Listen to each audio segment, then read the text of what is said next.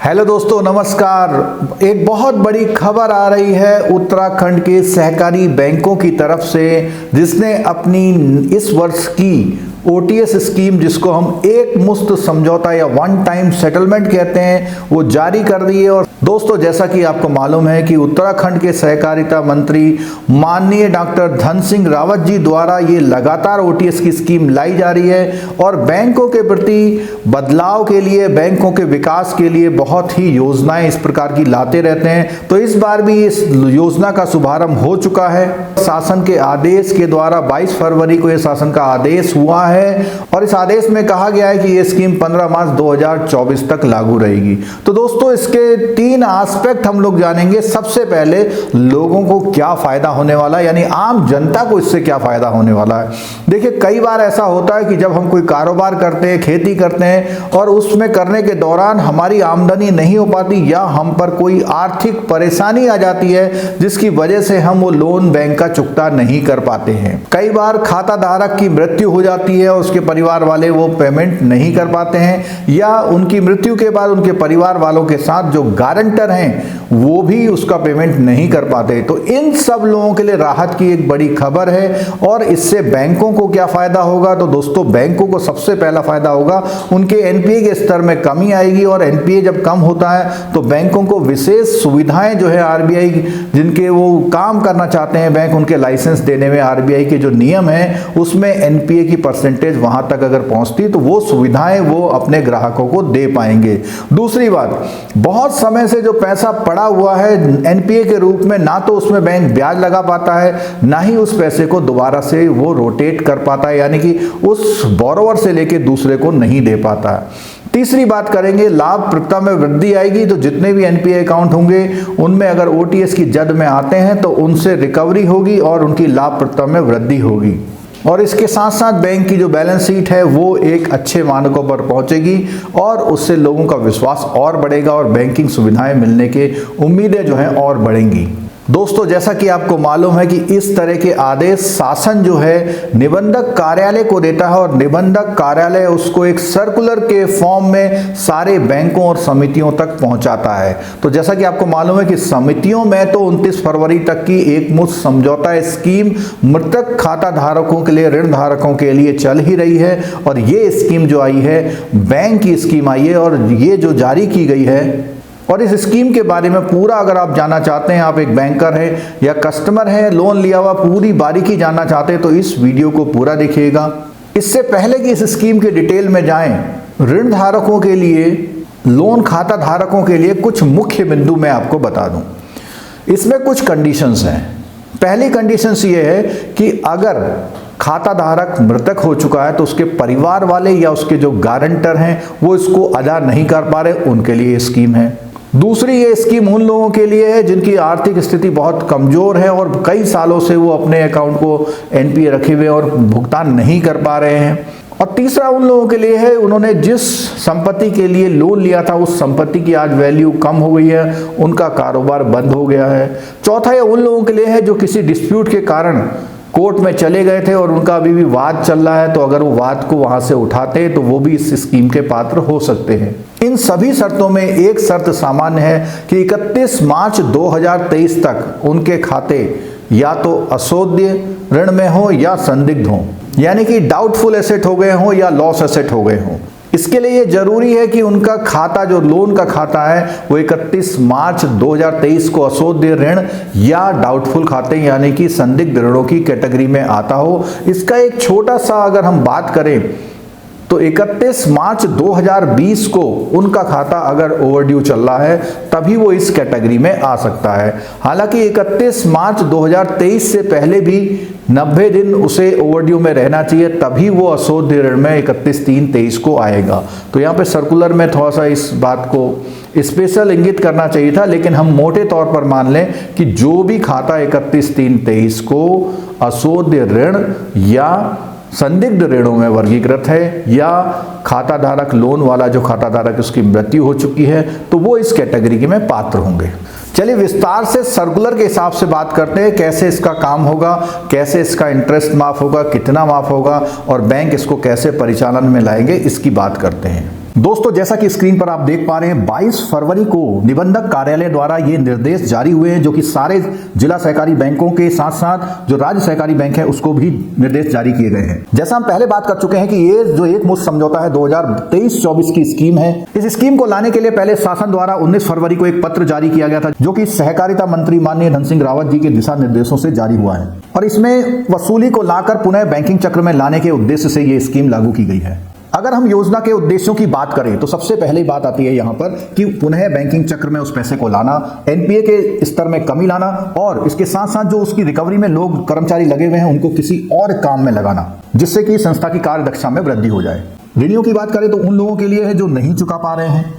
या जिनकी जमानत स्वरूप जो वस्तुएं रखी गई हैं और वो समय पर नहीं चुका पा रहे हैं और कोर्ट से वहां डिक्री भी जारी हो चुकी है, तो इस मामले में इस प्रकार के ऋणों के लिए ये जारी किया, यानी कि कोर्ट से आदेश भी हो गए कि भैया आपको ये रिकवरी करनी है, वो भी चाहें तो उनको भी सम्मिलित किया जा सकता है। इससे क्या होगा, कानूनी जो वाद चल रहे हैं उन मामलों में कमी आएगी। अब बात करते हैं ऐसे लोगों की जिनकी मृत्यु हो चुकी है और आज तक उनका पता नहीं लग रहा है या मृत्यु हो चुकी है, उनके वारिसान और गारंटरों को ये ऋण चुकाने का एक अवसर प्रदान किया जाएगा। उसके अलावा अगर उनकी संपत्तियां, सिक्योरिटी जो रखी हैं, वो संपत्ति का ह्रास हो गया, उनकी वैल्यू और या उनका उपयोग नहीं रहा, तो उनको भी राहत दे करके ऋण वसूलना सुनिश्चित करने के लिए ये योजना आई है। ये योजना सारे जिला सहकारी बैंक के साथ राज्य के शीर्ष सहकारी बैंक में भी लागू है। योजना जो स्टार्ट हुई है वो 22 फरवरी से लेकर के 15 मार्च तक प्रभावी है। समय कम है, लेकिन जल्दी अगर इस पर कार्रवाई की जाए तो ये जो स्कीम कारगर हो सकती है। और अगर ये संदेश सब तक पहुंच जाए, आप इस वीडियो को शेयर करिएगा तो ऑटोमेटिक ये संदेश लोगों तक पहुंचेगा और वो आपके बैंक में आकर के इस योजना का लाभ उठा सकते हैं। और अगर सरकार चाहेगी तो इस स्कीम को 15 मार्च के बाद बढ़ा भी सकती है, अगर सरकार की सोच होगी तो, और अगर सरकार सोचती है कि ऐसा करना ठीक रहेगा। कौन लोग इसके पात्र होंगे? सीधी सी बात है, जिनके खाते 31/3 की बैलेंस शीट में अशोध्य और संदिग्ध ऋणों में यानी कि लॉस या डाउटफुल एसेट में वर्गीकृत हुए हैं, या दूसरे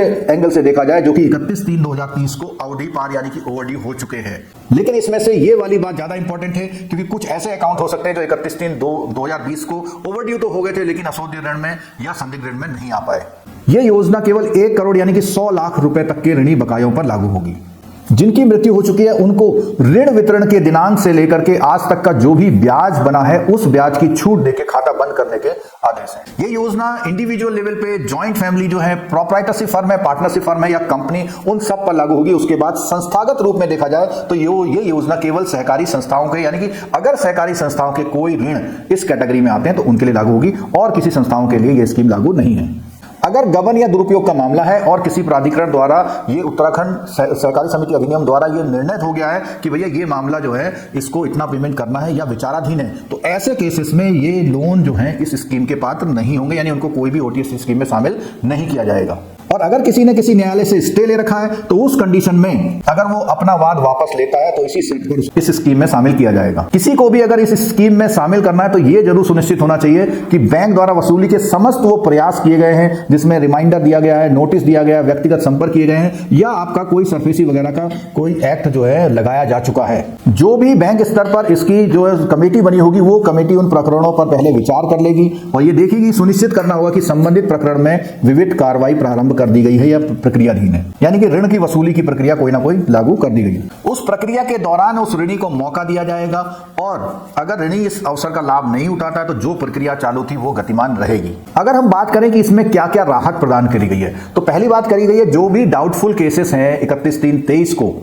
उनके लिए अगर वो इस योजना के अंतर्गत ऋण के एनपीए होने के दिनांक से, तो उनको जो फायदा मिलेगा इसको आप एग्जांपल के तौर पर सुनिएगा। मान लिया किसी का खाता जो एनपीए हुआ है वो हुआ है 30 अप्रैल 2022 को, तो पहली बात तो ये पात्र हो गया। अब बात आती है जिस दिन से एनपीए हुआ है उस दिन से जो भी उस खाते में ब्याज लगा है या लगने वाला है या लगेगा, उस पूरे ब्याज को आप अलग से जोड़ लेंगे, उस पर आप 30% की उसको छूट देंगे, यानी वो इस ब्याज का 70% और प्लस जो भी मूलधन उसका बकाया है वो अगर अदा कर देता है तो आप उसको बाकी 30% ब्याज की माफी दे देंगे। ऐसे ऋण मामले जिसमें अब कोई कोलेटरल सिक्योरिटी उपलब्ध नहीं है और उस समय पर कोई भी प्राइमरी जो सिक्योरिटी थी वो भी उपलब्ध नहीं है, या उसकी रियलाइजेबल वैल्यू यानी कि अगर हम उसको मार्केट में बेचने जाएं तो अब उतने में नहीं बिकेगा, तो ऐसे लोनों को इसमें शामिल किया जाएगा। ऐसे ऋण प्रकरणों में ऋण खाते में ऋण स्वीकृत मूल धनराशि के बराबर ब्याज वसूल कर प्रकरण का निस्तारण किया जाएगा। यानी कि ऐसे मामलों में जहां पे सिक्योरिटी खत्म हो गई है, प्राइमरी सिक्योरिटी नहीं है,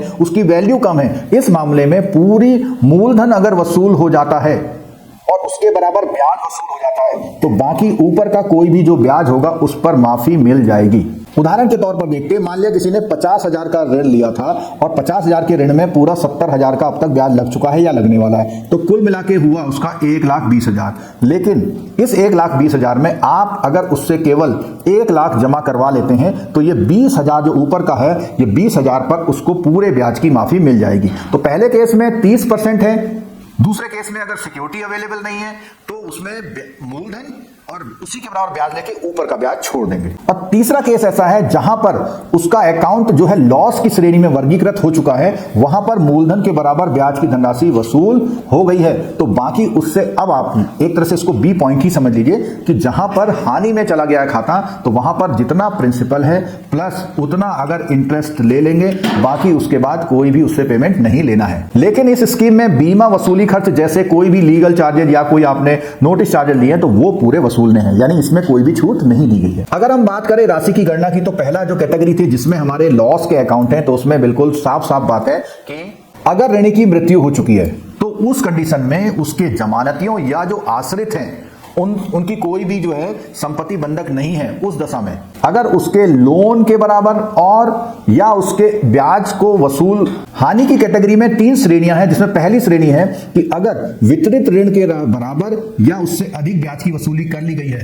तो केवल मूलधन की राशि जो बची हुई है वो वसूल कर उसका खाता बंद कर लिया जाएगा, यानी जितना उसके खाते में इस समय बचा हुआ दिख रहा है वो लेकर के उसका खाता बंद कर दिया जाएगा। कुछ ऐसे खाते जहां पे ऋण राशि से कम ब्याज वसूला गया है, उसमें जितना ब्याज वसूल लिया गया है और बचा हुआ ब्याज ले करके और मूलधन की एक मुश्त वसूली कर खाता बंद कर दिया जाएगा। अगर ऋणी की मृत्यु की दशा है और जमानती आश्रितों से जो वसूली की दशा है उसमें ऋण वितरण से अद्यतन तिथि तक का ब्याज की पूर्ण छूट, यानी मृत्यु की दशा में 100% इंटरेस्ट आपको स्टार्टिंग से, यानी कि अगर उसने मूलधन दे दिया तो ब्याज आपको बिल्कुल वसूलना नहीं है। 50,000 का लोन दिया गया था, आज उसके खाते में मान लिया बैलेंस जो है 80,000 का ब्याज लगने के बाद आज उसके खाते में 1,30,000 बैलेंस अगर है तो आप केवल उससे 50,000 ले लेंगे। या ऐसा कहिए कि अगर मान लिया उस 50,000 में वो पहले कुछ भुगतान कर चुका है, मान लिया उसने 30,000 का भी भुगतान कर दिया है, तो आप उससे केवल 20,000 रुपया लेंगे, पूरा जो भी ब्याज है उसका शुरू से लगा हुआ उसकी जो है पूर्ण छूट प्रदान कर दी जाएगी। और ये जो भी छूट है उसको 3 किस्तों तक लिया जा सकता है,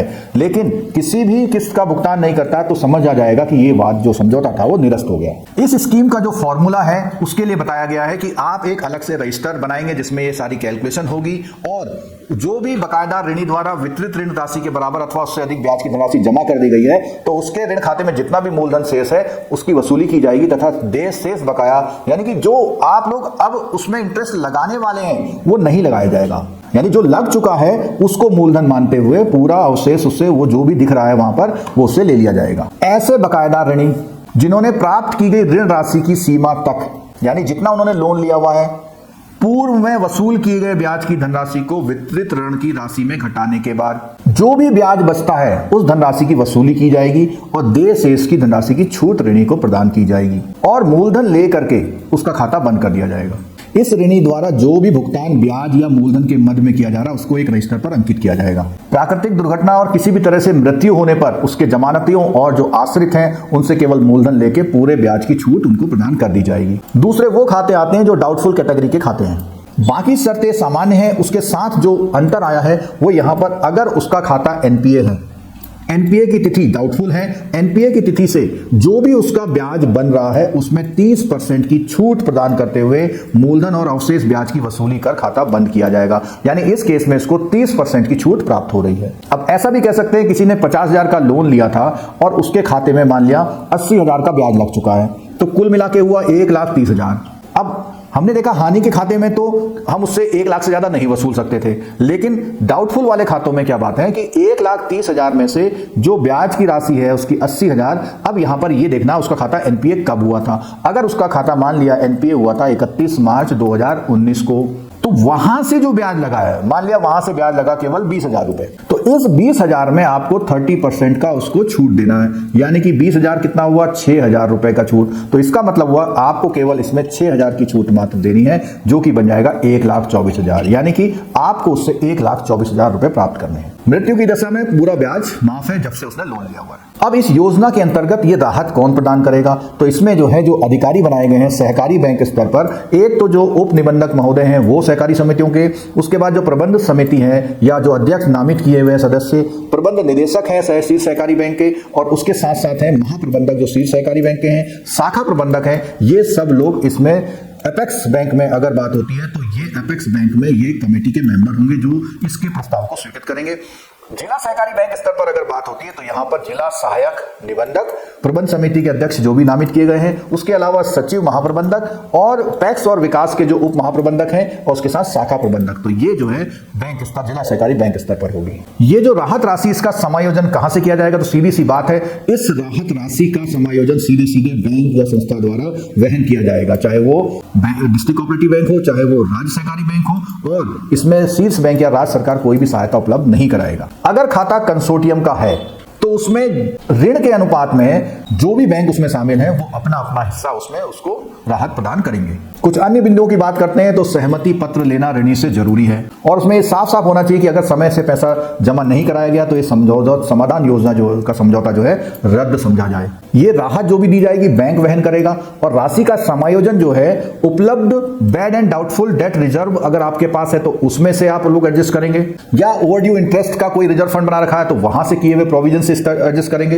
अगर शेष धनराशि वहां उपलब्ध नहीं है तो उस चालू वर्ष के लाभ हानि खाता से इसका समायोजन किया जाएगा। योजना 15 फरवरी तक अभी लागू है। योजना का प्रचार प्रसार किया जाएगा, अगर आप इस वीडियो को शेयर करते हैं तो भी शायद इसका प्रचार प्रसार हो जाए। जैसे कि गत वर्ष 2 योजनाएं जब आई थी, उससे गत वर्ष उससे पहले, तो उसके लिए भी वीडियो बनाया था, उसको भी प्रचार प्रसारित करने से काफी बैंकों को फायदा मिला था। बिना किसी भेदभाव के लागू किया जाना है इसको। बैंक इन योजनाओं के प्रार्थना पत्र को स्वीकृत करने के बाद वो जो है बैंक प्रबंधन द्वारा निर्धारित प्रक्रिया के तहत उसको उस अवधि में ऊपर उच्च सक्षम अधिकारियों को प्रेषित किए जाएंगे। स्वीकृत तिथि से जो भी समाधान हुआ है उसका एक मुश्त या 3 समान किस्तों में पूर्ण पेमेंट करना अनिवार्य है। अगर कोई मामले उत्तराखंड सहकारी समिति अधिनियम 2004 या किसी अन्य न्यायालय में चल रही अपील के अंतर्गत हैं तो ऐसे आदेश जारी करने वाले सक्षम अधिकारी प्राधिकारी को अनुमति से संबंधित ऋण व संस्था की सहमति से योजना में शामिल किया जाएगा। इसमें यानी कि अनुमति लेना अनिवार्य है। बैंक इस योजना की जो क्रियान्वित और प्रगति की रिपोर्ट है उसको अपनी जो मैनेजमेंट कमेटी है उनके समक्ष रखेंगे। दिनांक 31 मार्च 2023 की तिथि के आधार पर कोई खाता राहत हेतु पात्र होता है,